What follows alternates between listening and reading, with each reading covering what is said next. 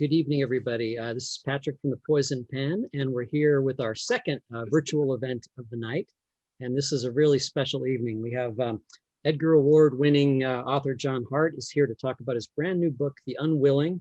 And we just got in our shipment of autographed copies. And I don't know if you can see that.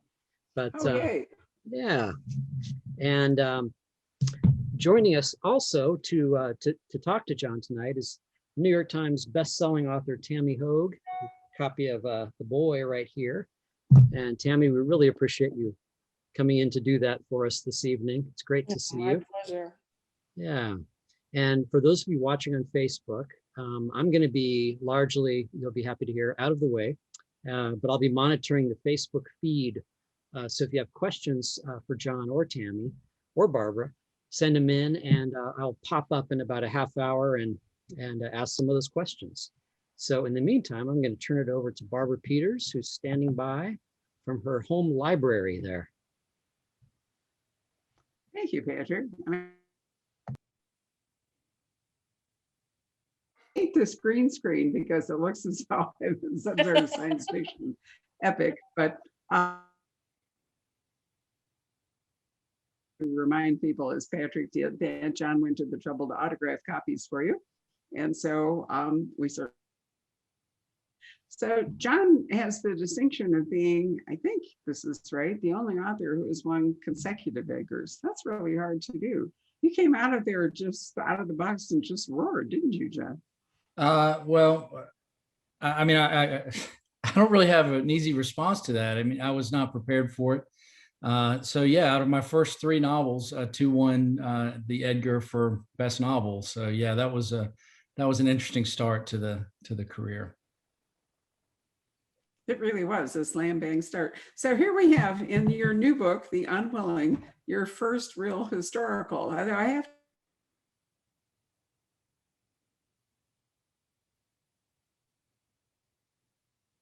aspects qualify as historicals, but in any case, this one is a full-fledged one. What inspired you? And Tami's going to take over and ask you some more penetrating questions. But why the Vietnam War? Okay, well, a couple things, and it was not so much the Vietnam War as that era. So bear in mind, this is not really a war story. It's not a novel of the Vietnam War, but rather about Charlotte, North Carolina, and the people in that town growing up and returning home from the war, growing up in dread of the war, that sort of thing. And there's really two things. I was 7 years old in 1972, which is when the novel is set. And what I remember is what I hope all of us remember from childhood is the simplicity. There were no cell phones or pads. I mean, I was playing in the creek and playing with my friends outside until after dark. That was the daily thing. It just felt like a much simpler time. Being in my 50s now and looking back with some understanding, I see that the 70s were actually about as tumultuous as the times that we're living through now. And in many ways, you had war and the Cold War and the communist threat and race riots. And this was not long after the Kent State shootings. And it was a very difficult time. And so I wanted to write a book that somehow captured my childish simplicity and the memories of that time, but also reflected the tenser, more gritty, real geopolitical situations of the time. So you'll meet two young men in this novel. They're brothers, Gibby, who's 18 and about to graduate from high school, to try to determine what sort of man he might be as he steps out into the world. For me, represents the recollections of those simpler times. And then his brother, Jason, who's older and home from war and freshly out of prison after getting into heroin and gun running and all these other things, sort of, for me, as the author, represented the more complicated times. And so there's that element. And then there was one specific, and I won't get into this right now because I don't want to launch into a long explanation, but there was one specific thing that happened in the Vietnam War that really inspired the character of Jason French. And once I had that idea in my head, I really couldn't let that character go. And so I needed to find the story for him. It cost me some to ask you that question, because one of the things you find out when you get to be old is that your life is turned into history. So for you, you're old, and I was in my 30s. And, it's really hard for me to recognize that, major events in my early now considered to be historical novels. So I sort of went, shit. But anyway, Tami, I'm going to turn this over to you now that I've managed to get myself past that. Yeah, I'm just a little bit older than John in that I was a child during that war, but I have really strong memories of that time. Yeah, I remember coming home from school and having to see the war every night on television and hear the adults talk about the issues to do with the war and the protests against the war and and all of this tension of the time. And I also had a brother who was in the Army at the time, so we had that hanging over our head at all times, that sense of dread of would he be sent, would his unit get called up and sent into war or not. So I found that really interesting in the book, the family dynamics, of the different ages of the people in that family during that time. I thought that was really interesting, how your approach to that, the different outlooks from the younger brother and the older brother. That was good. I'm wondering, did you do anything to sort of immerse yourself into that time period? Like I like to have a soundtrack when I'm writing a book. And did you listen to the music? Did you watch movies that were about that time period? How did you get into character? That is such a fun question, because there are often these little things that we do to trick ourselves, right, as writers. Mm-hmm. The first time I ever did that was with my third novel, The Last Child, which was about a 13-year-old boy. And I won't get into the nuts and bolts of that novel, only to say that this kid drank grape knee-high. And I haven't had that since I was a kid, but I drank a lot of it when I wrote the book. Whenever I was trying to get into his head, I would have a bottle of this grape knee-high, which is really just, it's sugar. It's a heart attack waiting to happen. So I had to do a fair amount of research for this. Not heavy lifting, but detailed. But it's a fun kind of research. And I laugh when people refer to this as an historical novel. I guess technically it is, but I remember it so clearly and what it felt like to be in the 70s. You mentioned your brother and the conversations. I remember the older boys that were looking at graduation and afraid of the draft, and then those that were pretty gung-ho and wanted to go and fight. And it was pretty terrifying to someone my age who didn't really understand it, but could see it. But the fun thing about writing a novel in 1972 really gets into some of the fun aspects of sort of dredging up that time period. What were the big movies in that particular month in 1972? What was on the radio? What did the new car cost? What were the hot T-shirts that the kids were wearing? So that was sort of fun, because as I did that research, a lot of stuff came back to me. For instance, in Charlotte, I remember there were all these chain restaurants that are gone now. But what existed back then, and can I work them into the story as a little nod to those who were there and remember? And then the bigger stuff, the geopolitics, what was really going on, here in the country. There was a race ride in Wilmington, North Carolina that I didn't know about. In my research, I discovered that, and it blew my mind. I spent my summers at Riceville Beach, right outside of Wilmington, so I know that area really well. In terms of the Vietnam War, because I've never been to war, I don't have family members, at least living, that fought in any major conflicts. Apocalypse Now, Full Metal Jacket. I really loved watching the movies, but that's just a stepping stone. As you know, you have to get kind of specific into the weeds. Again, I didn't want to write a novel of the war, but the older brother, Jason, who fought admirably, in fact, beyond admirably, for most of 3 tours, and then came home under a cloud, addicted to drugs and on a dishonorable discharge. I needed a really believable war history for him, and something really exciting. So, I did a lot of digging into these truly special forces that would run up these starlit rivers in the middle of the night into the DMZ to rescue downed American pilots. And there were some truly heroic tales of these guys that did this. They would be in disguised gunboats, undercover with South Vietnamese regulars. And, stories like that were just so compelling. I really wanted a way to work them into my character. But no grape knee-high for this, and just the good old-fashioned internet. So I was reading reading up on your bio and stuff, and I came across a really interesting thing that you said about how people sometimes mistake your intent in your writing because you write some dark topics and go into some dark stuff, and you said that instead you write about the search for light in dark places.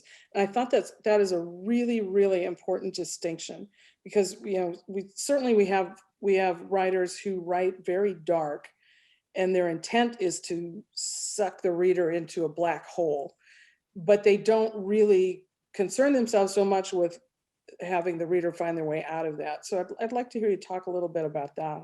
Yeah, thank you for that question.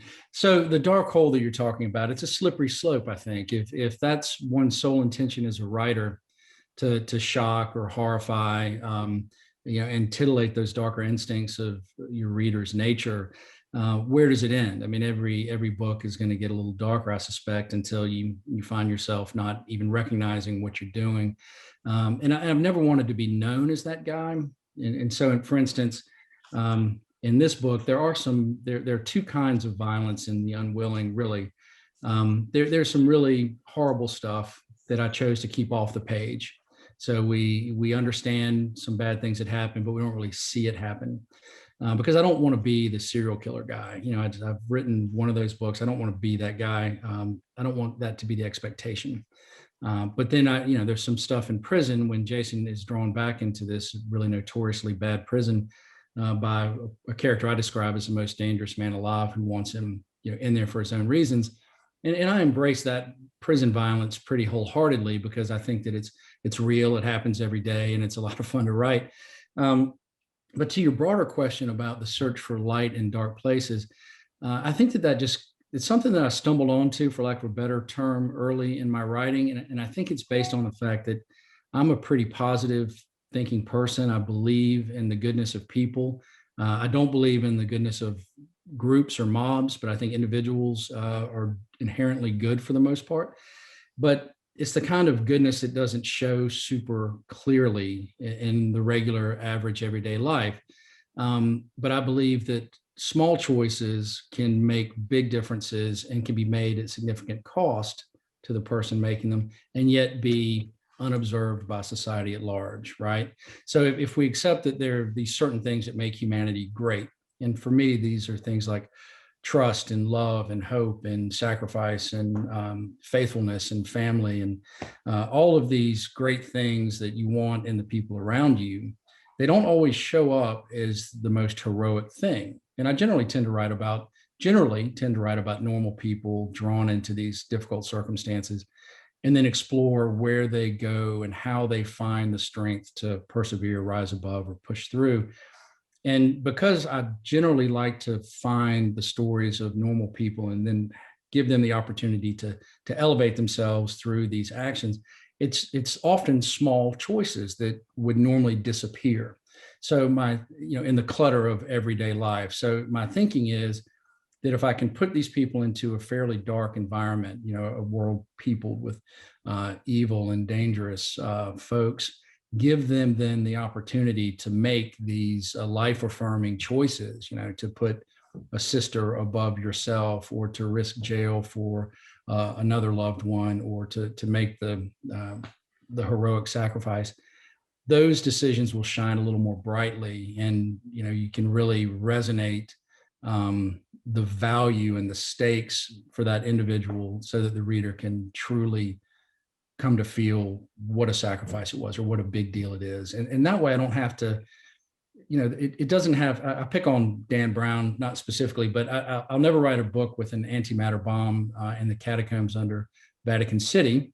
I mean, I like those books. I really do. I mean, I enjoy those books, but that's not the kind of thing I'm ever going to write. But I like to create the same emotional buy-in from my readers that you can get with really big stakes. The stakes are big, the readers are generally hooked. If the characters are real and compelling, and you love, hate, or have some other feeling in between, but know them intimately, then these small decisions and the ripples that flow become much more meaningful. So that's sort of how it started.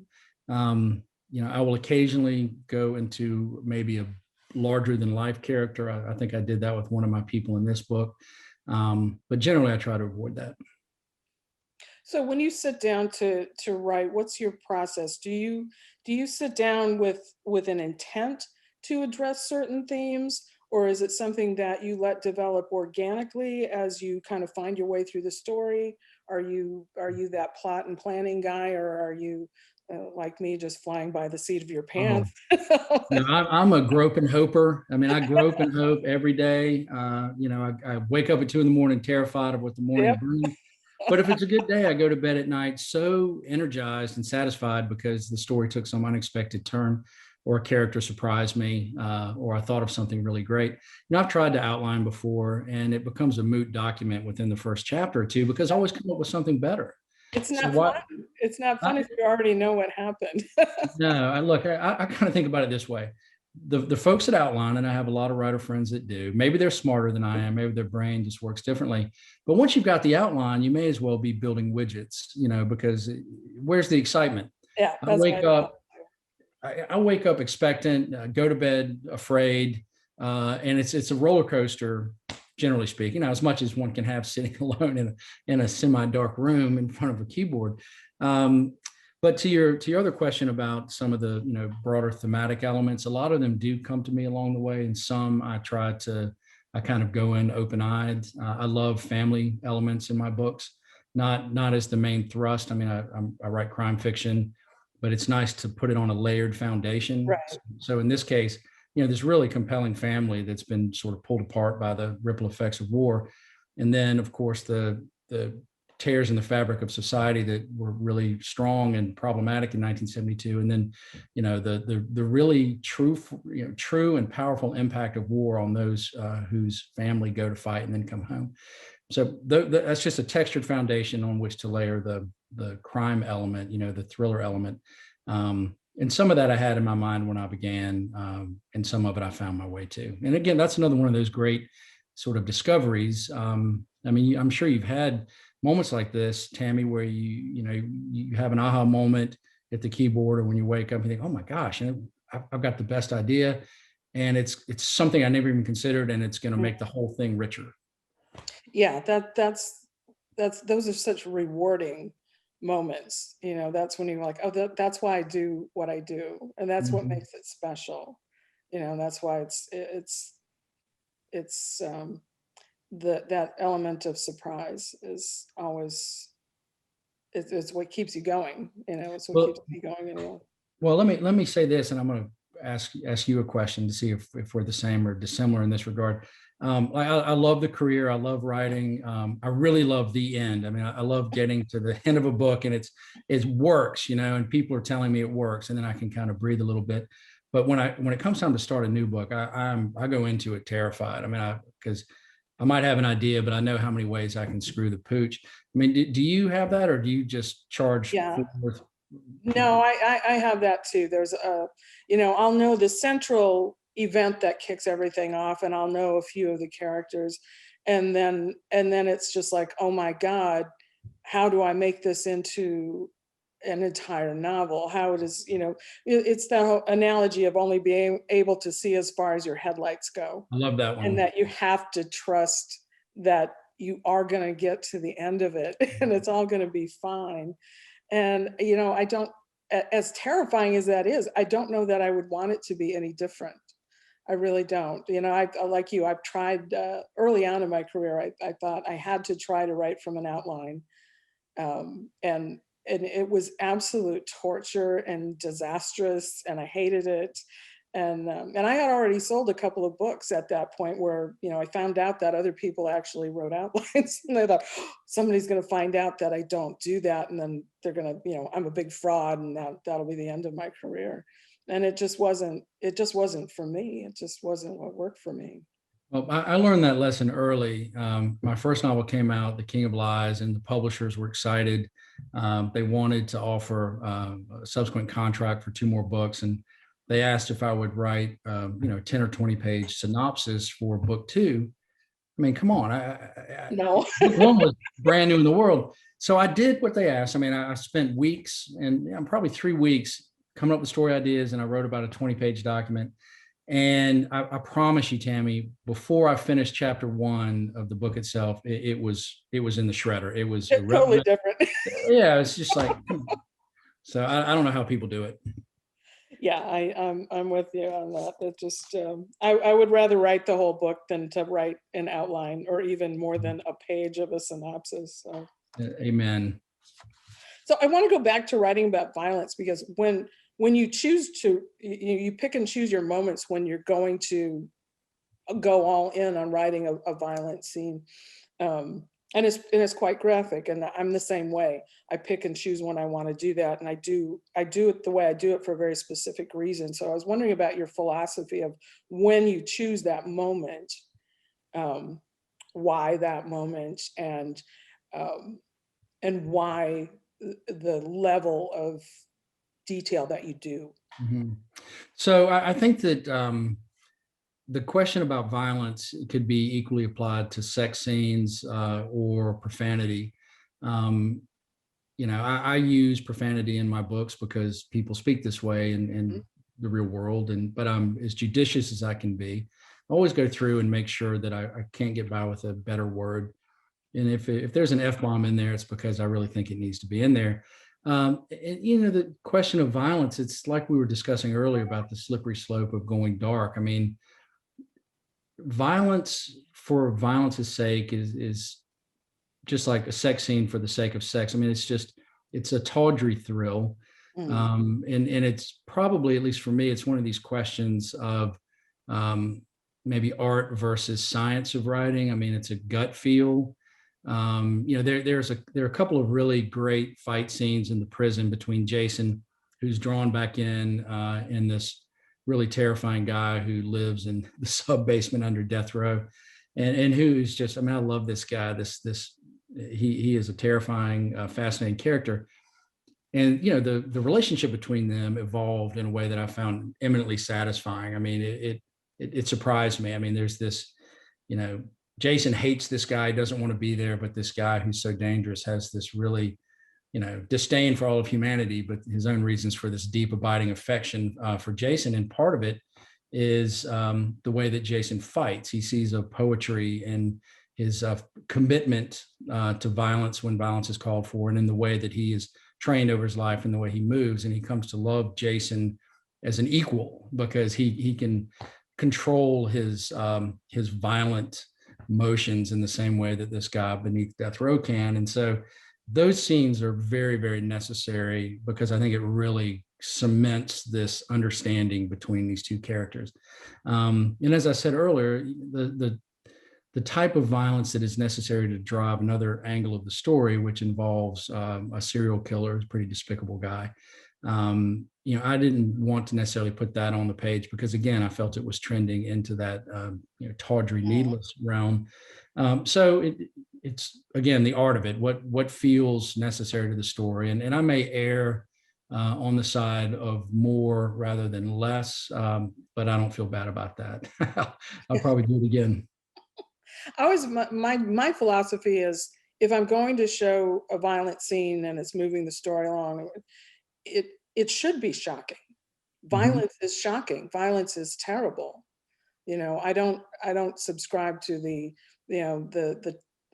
old-fashioned TV violence where people got shot and they never bled. That kind of thing. I think if you're going to have that in your face, you should be startled by it. You should be shocked by it. Right. And if you're not, maybe you should be asking yourself some questions. Why doesn't it bother me when I see this happening? I think it should be a moment that really kind of pops off the page.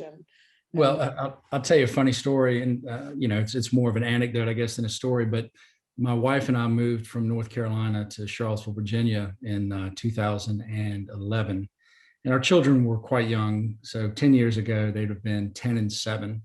New kids in a new neighborhood. And my wife was genuinely afraid that some of the parents might not let their kids come over if they read my books. So, luckily, I mean, people are smart. They get it. It's fiction.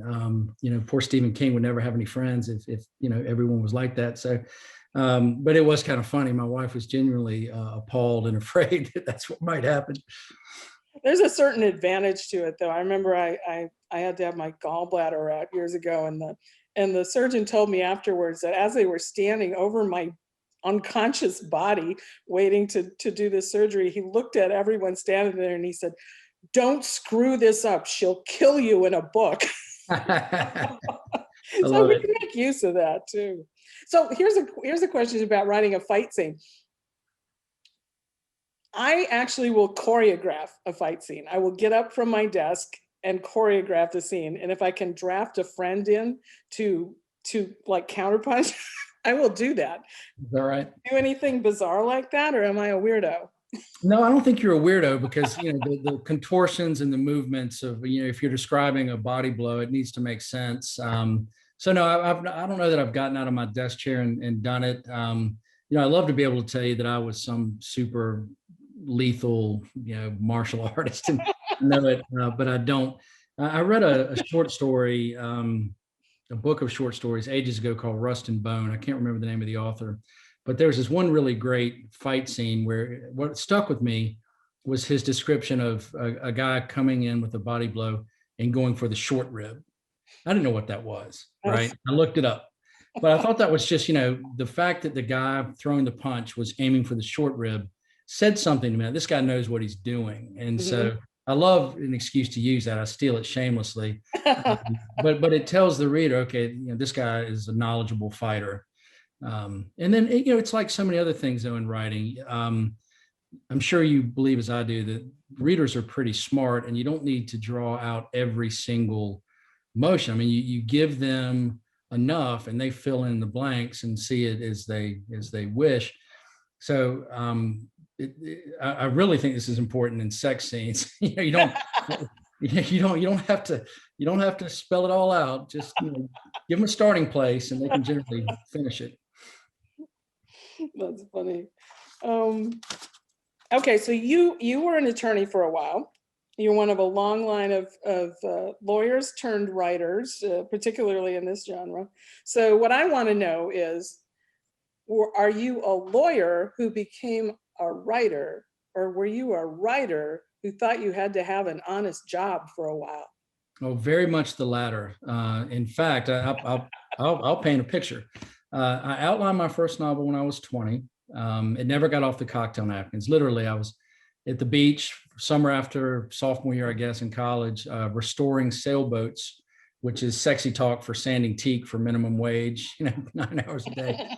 And I'd go to my favorite watering hole afterwards and use the cocktail napkins and try to plan my great opus, which of course is magical thinking at 20. There may be one in a billion that could do that. But at 27, for reasons I'll never understand, I found myself studying for a master's in accounting. And the only good that came from that very, very difficult year. Now, you can imagine most writers don't have accounting type brains. I mean, that's just not the way we work. I was so miserable. I was so unhappy that it did me the great favor of forcing me to stop talking about writing and actually write a book. So I was so desperate for creative escape that I would study until 10 at night, and then I'd write for 2 or 3 hours before bed. That I finished the novel. It never sold. It was never agented. I was widely unpublished. And I always told myself if I couldn't figure things out by the time I was 30, I would just go to law school, which is the wrong reason to go to law school. And I got through my first year and decided I don't much care to be a lawyer either. I'm going to try to write another book because I figure I'll just write this book, sell it for $1 million and, never have to worry about the rest of it. Of course, again, magical thinking. So it was 5 years after that with a wife and young child that I found myself as a young criminal defense attorney, maybe 2.5 years into practice. And those first couple of years, I was just a baby lawyer. I didn't deal with the really bad guys. But after a couple of years, you start brushing up against the really evil guys. And one of them had raped his 4-year-old stepdaughter and wanted me to get him off. And I just decided I had a 6-week-old daughter at home. So with my wife's blessing, I decided to quit my practice. I gave myself a year to try to be a full-time writer. I had just enough money, but we canceled cable. We stopped eating out, lived lean. And I wrote The King of Lies in 11 and a half months, sitting in the local library. But it took me 4 years to get it sold and published. And I never went back to being a lawyer. So to answer your question, I was very much a writer Right. who turned into a lawyer. But look, here's the thing. I mean, you figured it out. I mean, you started much earlier than I did. I mean, you were in the 80s, I think, when you were making your launch into this. But I bet you can tell me the same thing I experienced, which is there's no roadmap to this. I mean, nobody can say, do this, this, and this, and you'll have a writing career. It's fraught with uncertainty and self-discovery and just figuring it out through hard work and God, just miserable failures, at least for me. So I would have loved to start this when I was in my 20s or 30s, but it wasn't until I was 40 that my first one came out. But by then too, you'd had a lot of life experience. Do you think that the experiences you had trying careers that you didn't like and working with people who were good people or terrible people, do you think that's all part of the grist for the writer that you become? Without question. And I'll give you a couple of examples. All of those jobs that I really hated, they taught me the most important part of a writing career is that you have to push through all the pain and all the doubt. Is if you really, really want it, it does not come easily. And I knew I wanted it. The time in the law, brushing up against these criminal folks and going in and out of the jail and being in the courtrooms, taught me a lot about motivation and why people do bad things. And what I realized is that there really are very few criminal masterminds. Most of these people are, they make short-sighted, selfish decisions for base reasons, and they get drunk and wreck their car and hurt somebody, or it's real people doing real crimes and creating real ripples that flow out in unexpected ways. That's kind of the joy of crime fiction for me, for the most part. And then the other thing I learned is how important it is to have the respect of your spouse. And here's what I mean. Those first 2 books that I wrote were very much just mainstream, hard driving, plot only books. And I love hard driving, plot driven books. My wife really likes more literary fare. And to me, that just means, really going deep on the backstory of your characters and, finding a few important thematic elements and really paying attention to your language. And so I decided I wanted to write a book that I would enjoy, which is, a thriller, but that my wife would respect and also enjoy. And so the third book that finally worked for me is because I really started paying more attention to what I now believe is so important. And that those are the people whose story you're telling. I mean, these characters have to live and breathe in a way that the readers invest themselves so that the stakes, when it's not an antimatter bomb in Vatican City, they matter. Little things, freedom or prison, loss or joy, those stakes add up if you really know these people. So I think that-that's the discovery that I would have never made as a younger man without having those experiences. So is your wife still is she your first reader? Does she read your work as you go on, or do you wait until it's done and then she reads the whole thing? So little shade of complexity on my answer. The first 3 books, yes, she was absolutely the first reader, and it was normally every 20 or 30 pages she would read because she's really great at telling me if I'm off the rails, if the dialogue is ringing false. When I wrote my 4th book, it's the first time I made a commitment to make somewhat of a return journey to a more overtly physical, plot-driven story. And this was it was called Iron House. It was about a hitman trying to get out of the business whose girlfriend was pregnant and didn't know what he did for a living. And so I told my wife what the story was going to be, at least in broad strokes. And she was like, John, I can't enjoy those stories enough to give you the kind of support that you want, because she's brutally fair and honest, but in the best way. And she said, I will give you the same advice, but I can just tell you that I'm not going to respond to this the way that I've responded to other books. So you might want to reconsider. And so I didn't involve her as much in that one through mutual discussion. The same thing happened with The Hush, which was kind of a supernatural story. She just didn't, that's not her cup of tea. But she is the person I trust the most, and the person I'll go to under normal circumstances. It's nice to have a sounding board like that. It is because, and I love talking to aspiring writers and young writers and sharing some of the painful lessons that I've learned over the years. And one of them is it's so important who you trust or who you ask to be that early reader, because if they tell you that you are a genius and you don't trust them implicitly, to be honest with you, you're going to assume they're just protecting your feelings and stroking your ego, and it's a pointless, if not destructive, exercise. By the same token, if it's someone you love and value and they can't be supportive and they say, something like, don't waste your time, you'll never get published, which my mother said to me, God bless her. She's my biggest fan now, but she was concerned about my quitting my law job.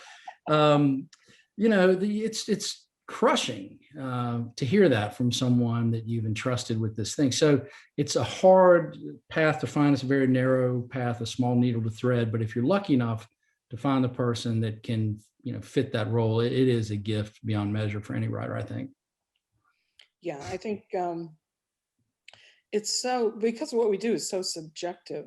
And when you send it to a publisher, my very favorite story is a friend of mine who was trying to get published. It was her first book. She'd sent it out to a bunch of publishers, and she got a letter back, a rejection letter back from a publisher who said, you write well, but we don't like this book because of A, B, and C. There are 3 reasons. They just like, this just doesn't work for us. We don't like it. And she was crushed, of course. And a couple of weeks later, went to the mailbox, this was back in the day when people did things by snail mail. I remember. So she gets a letter from a publisher who bought the book, who said, oh, we love this book. It's, we're really excited to have you as an author. We love your writing. And here are the reasons we really like this book. A, B, and C. The exact same reasons the other publisher had turned them down. So it's so dodgy, if you're having people read your stuff before you're sending it off, if it's not somebody that you can really, really trust, how do you know you're not getting the negative, I don't like it because of A, B, and C, when there's somebody else who's going to want that book for those very same reasons. So well, and it's also subjective too, and what a lot of folks don't understand is, pick a publishing house and how many editors do they have? I mean, you get the wrong editor because they maybe just bought a similar book, or that's just not their cup of tea, or they were hungover when they read it, they just had a fight with their assistant, or pick a cause, and it's in so many ways that house is now closed to the submission of that book. It's not like you can shop editors in these houses. Right. So it's one of the reasons a good agent is so important, is they understand those waters. But what you just described was very similar to what happened to me with The King of Lies. A lot of the bigger houses said, if this were your second or third book, we'd be delighted to publish it, but it's very risky for first fiction. First fiction is tricky, as you know. And they laundry listed a couple of reasons why they thought it was so risky. And when St. Martin's, Macmillan picked it up, they said to me, we think this works because of these reasons. It's different. Yeah. It's different. And it's really, you're right. I mean, it's that simple. And I bet it happens often. Yeah, I'm sure it does. I mean, there is so much luck involved in hitting the right person in the right place at the right time. Mm-hmm. So how has it been for you during the Tami? Huh? I'm sorry, I was just going to intervene and ask a question of John. Go ahead. If that's okay.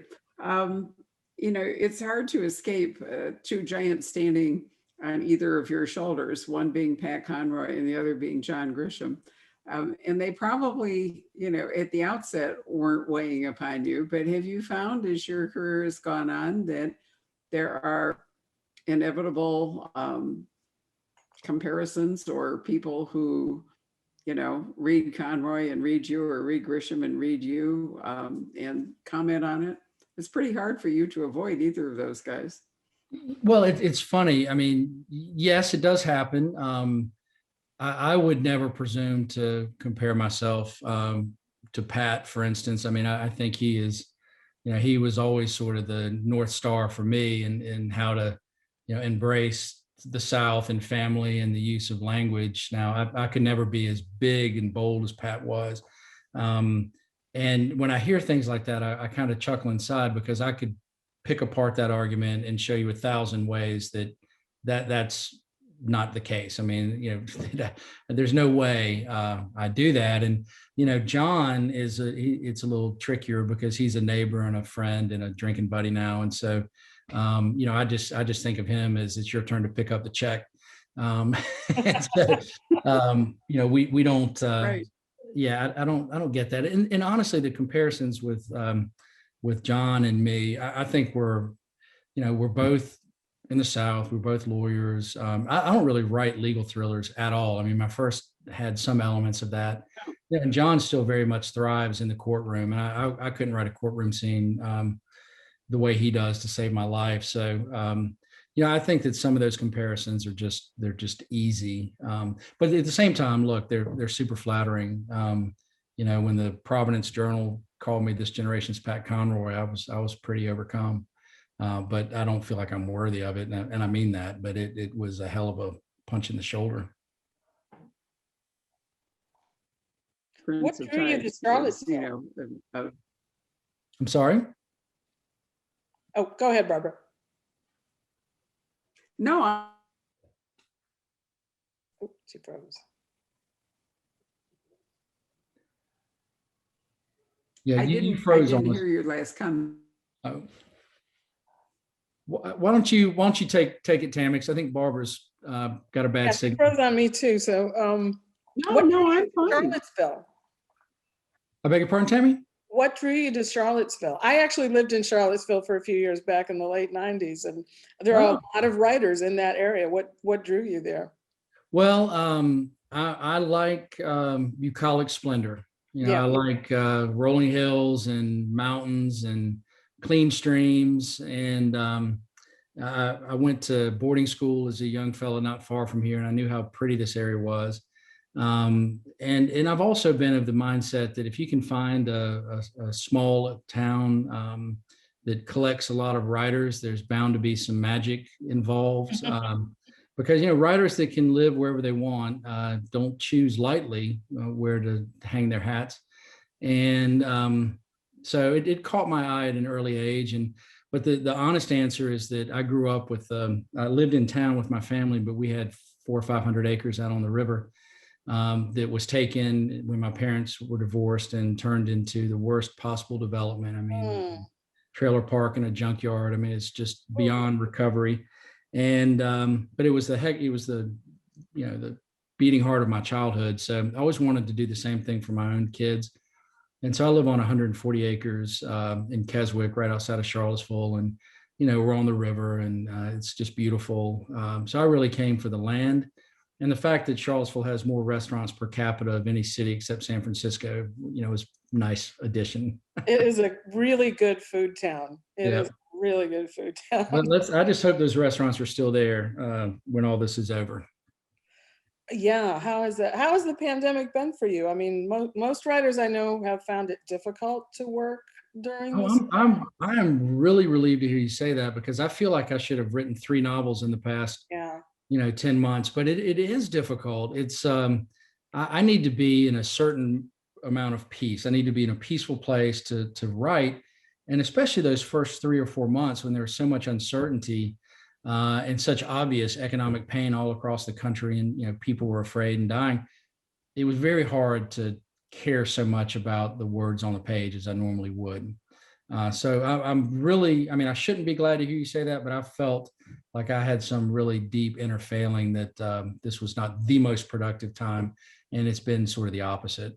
Yeah, I know a couple of people who have been able to focus and work on it, but for the most part, everyone has said the same thing, that we're preoccupied with, especially in the early days of the pandemic, it was just such a constant, and you're in fear mode, even if you're not literally afraid that you're going to catch it or what, there's just a basic sense of fear, and you really can't create when you're in that place. Well, especially, I remember back when they were expecting 7% mortality rates. I mean, everybody was terrified. People were stacked up and, bodies were stacked up in the hospitals in Italy. And we were just like, oh my gosh, this is coming and this is unbelievable. And, I have children, and I literally brought them in, brought them back from school. And, so I'm worried for them, and I'm trying to plan for the future, what's coming. And, so literally we started raising chickens because we didn't know if the grocery shelves were going to be empty. We put in gardens and did all these things, which was fun. I mean, it was good family stuff as well. But that was my focus for a long time, was making sure that my children were managing this well, that we were as prepared for whatever future might come from this pandemic. And yeah, it was not, words on the page were not at the top of the list. Yeah, that was for me as well. Tami, do you have any other questions, or with this? Oh, you froze again on me. Should we ask him to come in? Sure. Rick, are you there lurking? I am lurking, and yeah, Barbara, what they're trying to tell you is that there's a bad connection, and you keep kind of freezing up on us. So Really? yeah. Well, I'm sorry to hear that. I can't see it, but there we are. All right. So why don't you take over then? Well, we can hear you off and on, but occasionally you stop and freeze for a minute. But there are a lot of people watching, and I do have some questions for both of you guys. Great. But I wanted to start with John. I just noticed this really terrific quote attributed to an unknown soldier at the front of the book. Can you talk a little bit about that? Was that your invention, or was that indeed an unknown soldier's quote? No, it is an unknown soldier's quote, and it's where the title comes from. And I mess it up sometimes, but I think I can remember it. We, the unwilling, led by the unqualified, to kill the unfortunate, die for the ungrateful. And I think that sums up the experience of a lot of troops that fought in Vietnam. I think it seemed pointless in so many ways. I'm one of these authors that, on a really blessed novel, I have the title when I start page 1. That's happened to me for 3 or 4 books. And then on the others, I get to the end of it, I have no idea what to call it, and I can spend months and go through 100 different titles. I have a writer buddy who has the most beautiful titles. He writes a little more literary stuff than I do. And he advised me to look to the poets. He said, look to the poets and you'll find inspiration. And but the books that I write generally don't lend themselves to poetic titles. But I did come across this. I was looking at poems of war and brotherhood, because that is a big part of the underpinning of the book. And I came across that. And it's funny, publishers are people, and sometimes funny people. I sent the little quote to my editor and said, hey, man, do you think we might be able to pull something from this, 1 or 2 lines? And I never heard back from him. And so I'm going through the next 3 or 4 weeks, and I'm trying out titles, and I went through about 50 or 60, and I couldn't find anything that I loved. And I called him one day to say, to share my frustration. And he said, well, what are you talking about? Everybody at the house likes The Unwilling. I didn't know this, and I never agreed to it. At the time, I did not care for the title at all. And so then I got into the real black hole for any author, which is opening your title debate to committee. And so there are 4 or 5 of the big players at the house that had different opinions, and some liked one title and hated another one, but they all liked The Unwilling. So it was literally removed from my hands. I just got tired of the battle. But like so many things, it's really grown on me, and I'm pretty happy with it now. But it was a struggle. Well, it's funny because that quote, you could mine 4 different titles out of that quote. Yeah, I think so. And it's interesting, I mentioned earlier, for those who haven't had a chance to look at the book, it's not a war story. And the only hesitation that I had about putting that quote in the front and using on some of the marketing materials is that it gave the impression that this was a book about the Vietnam War, which it really isn't. But I still think it's a good title, so I'm pleased. Who are some of the other, this question for you, who are some of the other, your other influences? People, Barbara mentioned Pat Conroy and Grisham, but you also think of, James Lee Burke and, maybe writers of that kind of style. Was he an influence on you, or? I never read James Lee Burke until I started getting comparisons to James Lee Burke. And this was right after my first novel came out. And I love what he does. I've read a lot of his work since then. Yep. But I learned a valuable lesson about reading other writers, especially those who are somewhat similar, but only somewhat. I was a language major in college. Perhaps this is the reason I suffer from this. And Tami, I'd be curious to know if you have this problem. If I read someone I really enjoy while I'm writing, I tend to internalize that author's voice, bastardize it in some unforgivable way, and then spew it out all over the keyboard. And I learned this when my wife, who reads my pages, got to this 20 or 30 page chunk that I'd written while reading Pegasus Descending by Burke. And she asked me, what happened here? You're doing your thing. And she literally said, it's as if you vomited sugar water onto the page. Right. And that's, because Burke is this mellifluous, elegant writer, and he does Burke very, very well. And anyway, it affected me. So I try not to do that when I can avoid it. How about you, Tami? Do you ever have that? Yeah, I try, particularly someone who has a really, really strong and distinctive voice like Burke. Yeah, that's not something I can read when I'm working. I don't want that. I don't want somebody else's voice in my head. It's dangerous business. Yeah. Same thing can happen in reverse. I mean, I remember reading a Jack Reacher book, Lee Child, and it's this, really tough guy writing, and suddenly my characters are all really, tough guys, but nothing like the character that you saw 30 pages earlier. It's a completely different voice for this guy. So it's dangerous. A gentleman named Jim asks, will we see Johnny and Jack again? Johnny and Jack. So we met them in The Last Child as young boys of 13. Probably even now my favorite of my books. But The Unwilling is a close second. And then I revisited them 10 years later as young men in The Hush. I wrote The Hush because I love those characters, and I wanted to try my hand at magical realism, supernatural elements, whatever you want to call it, just break the mold of what I'd done so far. I had a lot of fun writing that book. I think I shocked a lot of my readers that were just like, what is going on here? This is not the John Hart that I expected. I really just wanted to see if I could do that kind of book.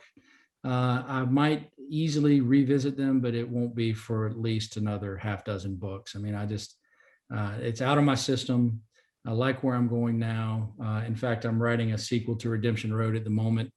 And it was a real toss up between that and a sequel to this book, The Unwilling.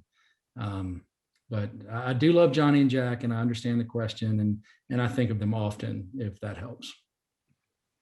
I've got a question for Tami, which is Cindy writes, Tami, love all your books. Are you going to add any to your Deeper Than the Dead series? Yes, eventually I will go back to that series. I think I did 4 books set with those characters, and then I just needed a break. I'm like, I never set out to write a series ever. That was kind of that wasn't my background as a reader, and I didn't think I would really want to do it as a writer. So for me, I have to write like a couple of books, 3, 4 books at the most. And then I need to go and do so. I need to go spend time with other people because, I've had months and months of arguing and frustration with those characters.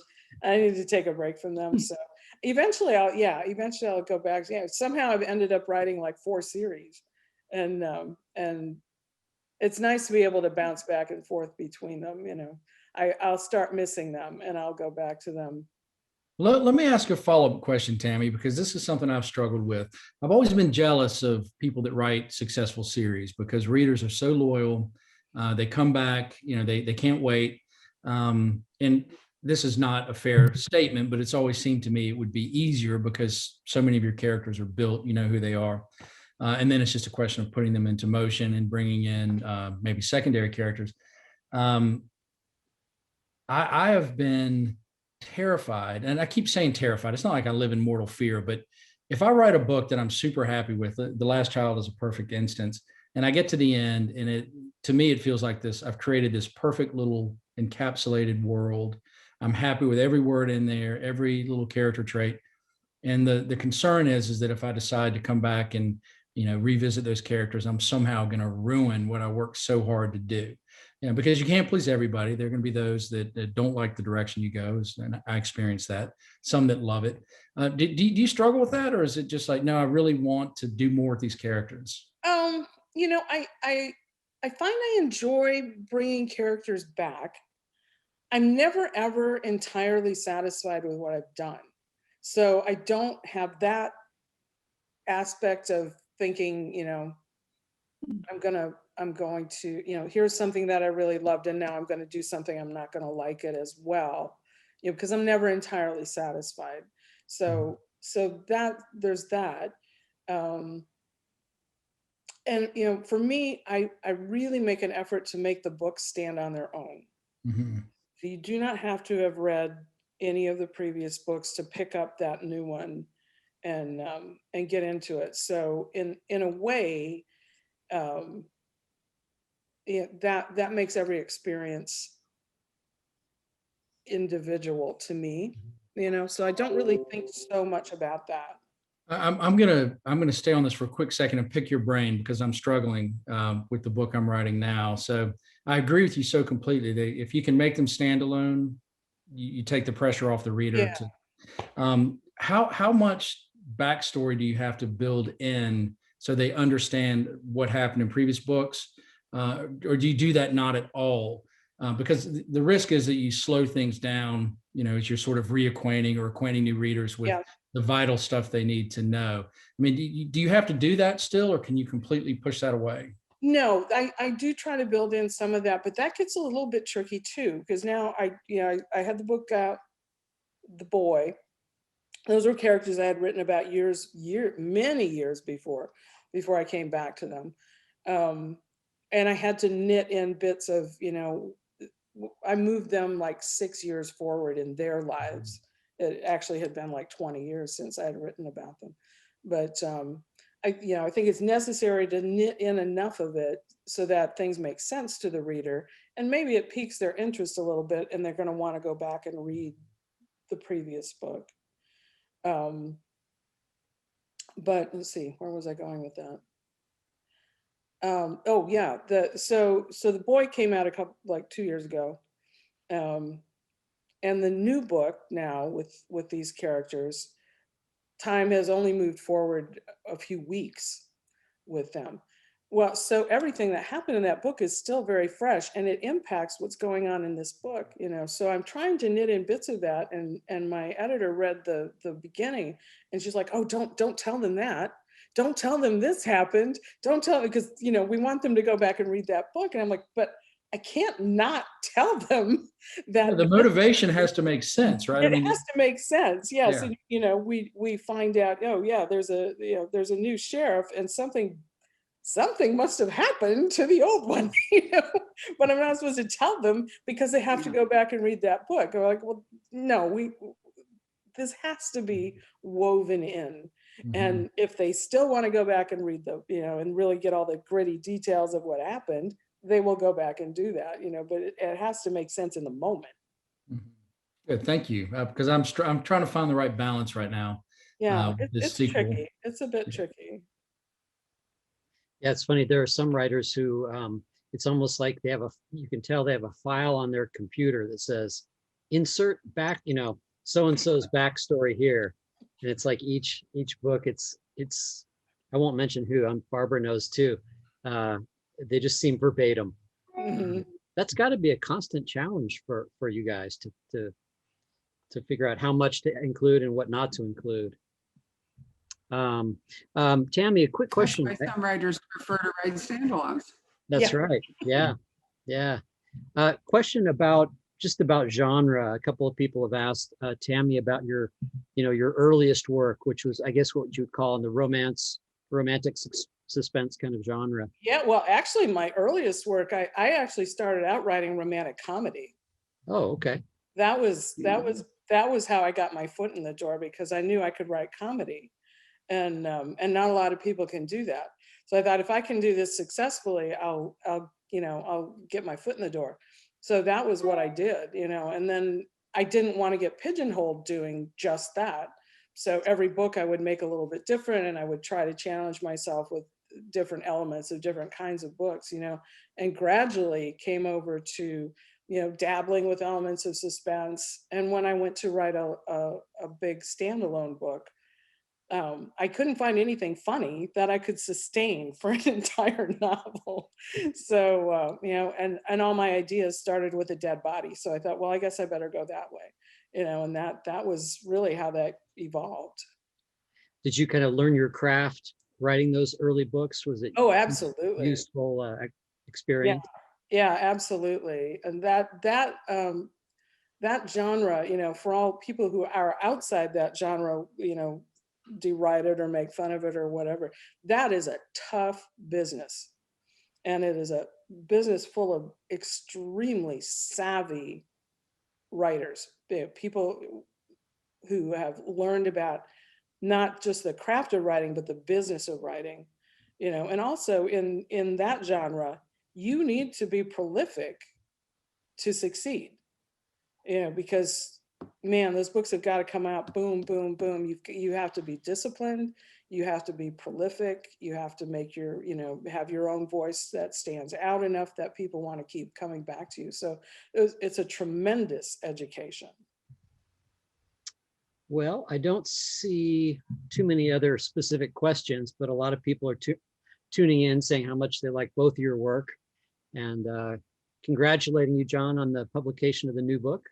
Thank you. Thank you Yeah. very much. And a couple of people have gotten an early copy because they're saying we just finished it and it's fantastic. So that's cool. Good. Barbara, are you there? No, I think it was a fascinating discussion. I'm so grateful that Tami joined us, because you asked some really interesting questions that I'm making mental notes to to keep in mind. I do think that there's always an interest in readers in how books were produced, but the truth is, it's a unique process, and there's really no way to translate it. I mean, you can talk about things, but it's so internal that there's really no way to transfer it over to yourself. I think the choices are interesting. I was also thinking, John, in regard to the war, I once went to New York just to hear Ken Follett talk, because I'm a big Ken Follett fan, although actually his medieval building of a cathedral might be my favorite of his books, despite his wonderful reputation elsewhere. But he was talking about World War II novels, and he said one reason that they're so prolific and why people like them, it's the only war where there was clearly a right side and a wrong side. I mean, and Vietnam was so different than that. It was such a mess, the reasons we were there, the history behind it, the French, the whole thing. And it was a war that was so divisive. I mean, people left the country rather than to go fight for it. People came back and there was no respect for their service. Exposed to drugs, there were brothels run, so I've been to Vietnam. I resisted it for many, many years. I didn't want to go there. And I was so shocked in Hanoi. We were invited to go to the War Museum, and I almost didn't go because what you saw was that for Vietnam, the War Museum was all about its war with China. It's China, and there's just a little blip over in one gallery about the American War. Wow. I mean, to them, it had nothing like the significance that it had for our country. And, that was such a surprise for me. But I think that's one reason it's a difficult war to write about, but for what you wanted to do in The Unwilling, it's the right war. The World War II would not have worked for you to do what you wanted to do with these characters. So there we are. My Yeah. husband is 5 years younger than I am, but it might as well be an entire generation. We often laugh about that he's much more aligned to my children than he is to me in so many ways, because that 5 years between when I graduated from college and, and the war came in between, it's as though he grew up in a completely different country, in a completely different era. I'm always surprised by it. Even Patrick, even the music's different. Oh, yeah. I arrived in San Francisco in 1958 when it was white glove, extremely formal, buttoned up conservative city. And when I left Stanford, we had flower children, we had Haight-Ashbury, we had, Fort Ord down the road in Monterey training people to go to Vietnam, all within 5 years. It was just, they've come up with a new generation. What's the word I want? A new, instead of all baby boomers, they now have what they call Generation Jones. And I can't remember. Really? I just was reading this a week ago, and it's between 1954 and 1964. That's a very different generation from the people who were just a few years on either side of that. It was a really interesting article. And I thought, yeah, that's very true. I was born in 1959, but technically I was a baby, the end of the baby boom with my brothers and sisters, but we are totally different generations. There's really, I went nothing in common really with them. Well, I'm a child of the 50s. And Rob is a child of the 60s. Yeah. And, the gap between that is way more than 10 years, I'm here to say. So I found The Unwilling to be, it isn't a war novel, as John says, but I do think that the repercussions for people of the war echoing in their daily life important, and it's what you were dealing with. I think people who went to fight were never really the same. So, it's a very powerful book, but I like the book that you are writing the sequel to. So I'm excited about that. And I hope that we will get to see you with that next year. And Tami, whenever you get your sequel to your book, I'm going blank, The Boy. Sorry. Yeah. I hope you'll come and see us. And now that you're closer to us, there's a greater chance. Just a hop over for you to see you. That's guys. right. Yeah. So Patrick, thank you once. I want to thank everybody who's joined us this evening. It's always a pleasure to have a conversation with authors that fans can enjoy. There'll be a podcast available tomorrow, so do tell people who might not want to sit in front of their screen for an hour that they can actually listen to it. And I will send you the links so that you can use those for your own social media. Great. So let me wish everybody a good evening. Thank you so much for joining us.